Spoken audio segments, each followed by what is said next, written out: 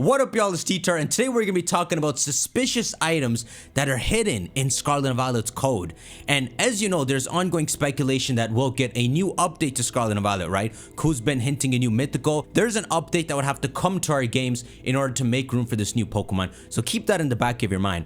There has always been these mysterious items in the code of Scarlet and Violet, and to this day, as of the Indigo disc's release, nothing came of it, even though there are other data mine leaks that suggest things that this sounds like it would line up with. As far as I know, the history concerning these mysterious items isn't properly in one place, so this is going to be a video for anyone to understand what's going on with these. So this all goes back to November 17/18 when Scarlet and Violet first comes out, and data miners dig in and try to find anything they can out about the games. They pull out the Pokemon items, and the base Scarlet and Violet games are pretty clean. There was pretty much no hint of a DLC that people could find. Ku talked about how the Suicune and Virizions were supposed to be in the base game, but even they were clean missing. So much that we didn't actually know what the meaning of these photos were, and the only hint of the DLC was Terrapagus being in Heat's book. But there was some oddities that were pulled in the code all the way back on November 17th. Which was these two items. So I'm gonna show y'all some tweets talking about this data mine. Here's the first one from Matt Yukana, one of the data miners. It is this orange spiky stone and this purple stone with a swirly pattern in it. So in the midst of all the items that you could see in the code of Scarlet and Violet, remember this is the base game, these two items also popped up, but there was no information attached to them. They don't even have in-game names describing what they are. But it reminds you a lot of like Dialga and Palkia's items, which are very different because they represent the differences, right? A brilliant spiky diamond versus the smooth pearl. It's like showing polar opposite takes for an orange themed item and then a purple themed item. There's themes to these, right? The orange rock looks more spiky and you can imagine it's something natural from the past. Then you got this purple stone with this wavy pattern imprinted in it. It kind of looks more perfect, like the future Pokemon do, right? Simple and perfect. So it gives off the theme of the future. There's no shot these two aren't connected and polar opposites of each other. And to add one more layer to it, where these two items are found in the code are right next to each other. Item 1859 and then 1860. So they're not just pulled from two random places like 300 items apart. They're literally right beside each other, like how, you know, like the Lustrous Globe and Adam and Crystal would be. So they are connected to each other. Then we get to Pokemon Day, February 27 to 2023, when the new update comes out alongside the announcement for the DLCs. But nothing came of these items still then, which is expected because that was just a small update.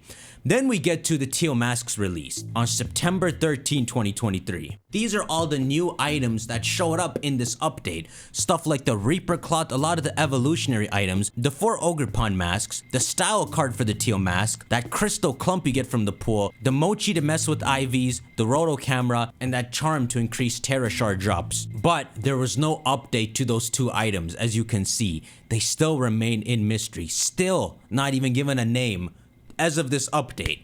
Then we get to the release of the Indigo disc, December 13, and we'll pull it up again. So these are all the items new and returning for the Indigo disc update. We have 2 End Solarizers and Lunarizers.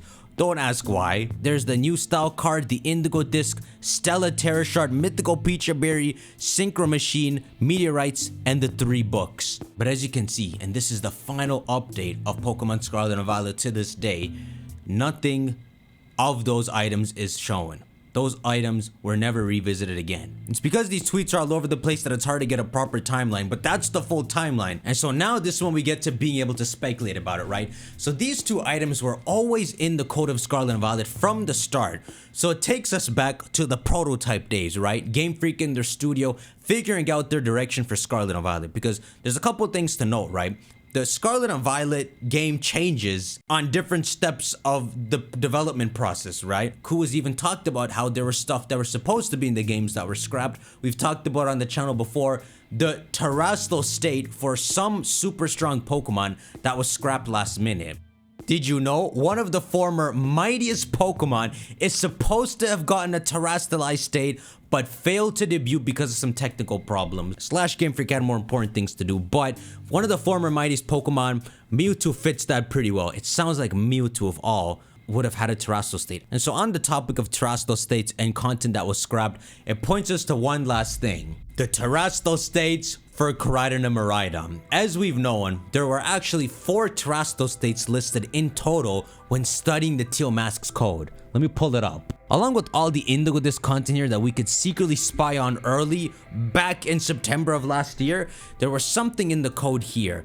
3 battle states excluding Ogerpon's 4, which included Terupagus, that was codenamed like Terrestrial Shell, and then 2 others, Todenkyo and Kimaga Laser. These are code names, so there isn't a fun translation to this, but one of them is a cannon, one of them is a laser. They seem like terrestrial states for Koraidon and Miraidon, and to this day, they never happened. Even though there have been opportunities to make use of this terrestrial state, right? Like for example, back in the AI Sada Turo fight, when it's your Koraidon Miraidon versus theirs, it would have been a pretty climactic and grandiose moment if when you have to use Terra Blast to overpower theirs, that what it was actually supposed to be is you terrestrialize and it takes on its terrestrial state and then whoops the enemy's ass, while theirs can't do that. The second opportunity for this was in the Indigo disc, where your Koraidon Miraidon saves Kieran's life, right? And then you have to quickly jump into action against that Terupagus. Maybe that was supposed to be a different cutscene where the Koraidon Miraidon, maybe they get hurt from that and actually go into their terrestrial states. But either way, there are terrestrial states to them somewhere in Gamefreak Studios. And the question is, will they come to pass or not? Especially with this new update coming out and this new movie coming out that they could be a part of and then be in the new update. So we got this orange and purple stone, right? So you just have to think back to what Koraidon and Miraidon are, right?